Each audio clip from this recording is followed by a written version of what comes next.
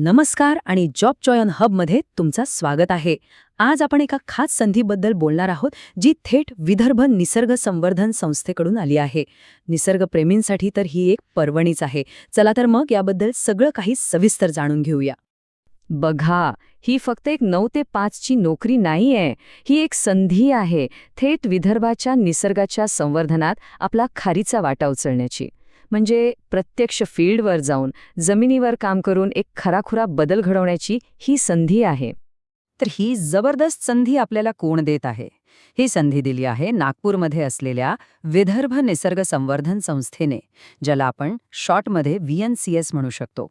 ही संस्था पर्यावरणाच्या क्षेत्रात खूप महत्त्वाचं काम करत आहे बरं का. आणि ऐका, 1-2 नाही तर VNCS तब्बल 6 जागा भरण्याच्या तयारीत आहे. यावरूनच त्यांच्या कामाचा आवाका किती मोठा आहे याचा अंदाज आपल्याला येतो.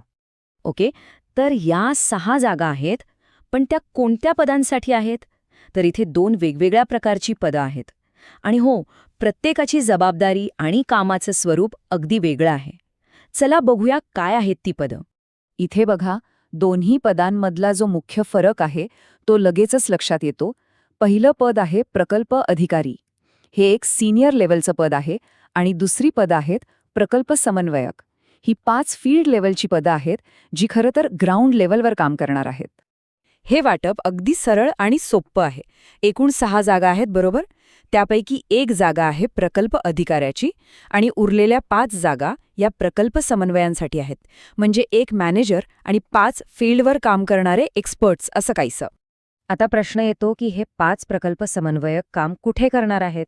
तर यांची पोस्टिंग विदर्भातल्या महत्त्वाच्या ठिकाणी होणार आहे. बघा, 1 जागा आहे गोंदिया जिल्ह्यातल्या देवरीसाठी, 2 जागा आहेत गडचिरोली जिल्ह्यातल्या आरमोरीसाठी आणि उरलेल्या 2 जागा आहेत नागपूर जिल्ह्यातल्या रामटेकसाठी.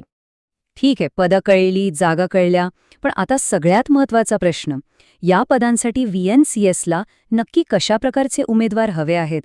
म्हणजे त्यांची शैक्षणिक पात्रता काय असावी, अनुभव किती हवा? चला हेच बघूयात. चला, सगळ्यात आधी वरिष्ठ पदाबद्दल बोलूया. प्रोजेक्ट ऑफिसरसाठी तुमची मास्टर डिग्री हवी आहे. MSW म्हणजे समाजकार्य विषयातली पदव्युत्तर पदवी. अनुभवाचं म्हणाल तर कृषी, उपजीविका किंवा वन आणि जलसंधारण या क्षेत्रात कमीत कमी 3 ते 4 वर्षांचा अनुभव हवा. आणि एक गोष्ट इथे खूप महत्त्वाची आहे, ती म्हणजे तालुका आणि जिल्हा स्तरावरच्या सरकारी विभागांसोबत काम केल्याचा अनुभव असणं हे आवश्यकच आहे. आता वळूया प्रकल्प समन्वयक पदाकडे. इथे काय काय हवंय? बघा, यासाठी कुठलीही ग्रॅज्युएट डिग्री चालेल, पण हो, कृषी, उपजीविका किंवा वन आणि जलसंधारण यापैकी कुठल्याही क्षेत्रात 1 ते 2 वर्षांचा अनुभव आवश्यक आहे. आणि इथे जर तुम्हाला तालुका स्तरावरच्या सरकारी विभागांसोबत काम करण्याचा अनुभव असेल तर तुम्हाला नक्कीच प्राधान्य मिळेल.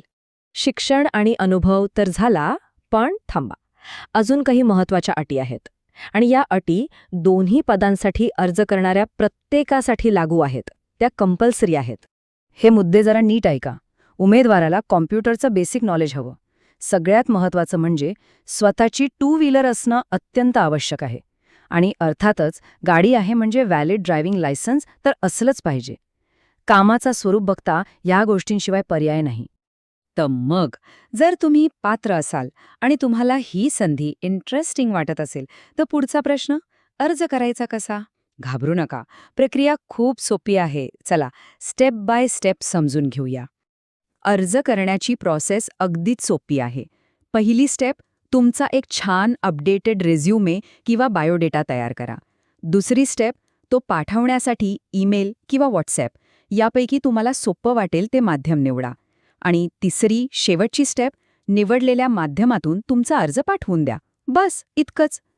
आणि अर्ज पाठवण्यासाठी ही माहिती तुमच्यासाठी खूप महत्त्वाची आहे. ईमेल ID आहे umeshsahare727@gmail.com आणि व्हॉट्सॲप नंबर आहे 9307569097.